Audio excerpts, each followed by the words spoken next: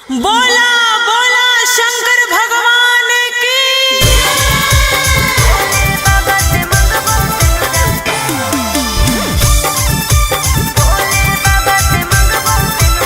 Mixed by Ankit Ahir.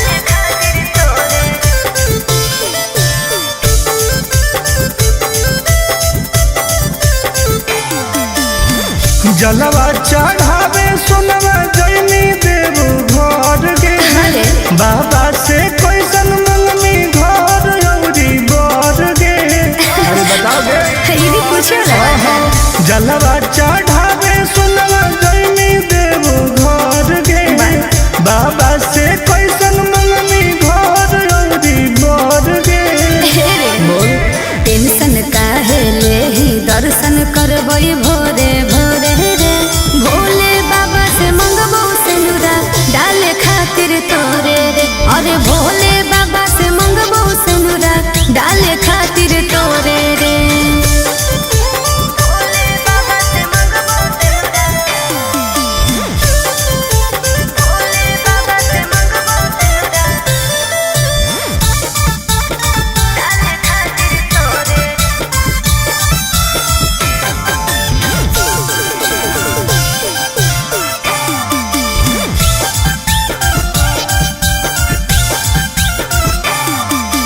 हाँ कोई हमरा बाबा को विश्वास रे जी टूट तई नहीं दिलावा के आस रे।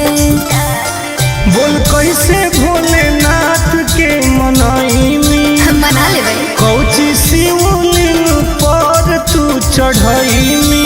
सुन ना भांग धतूरा चिलम चढ़ैबै लेके जोरे जोरे रे भोले बाबा से मंगबो सिनुरा डाले खातिर तोरे रे। अरे भोले बाबा से मंगबो सिनुरा डाले खातिर तोरे रे।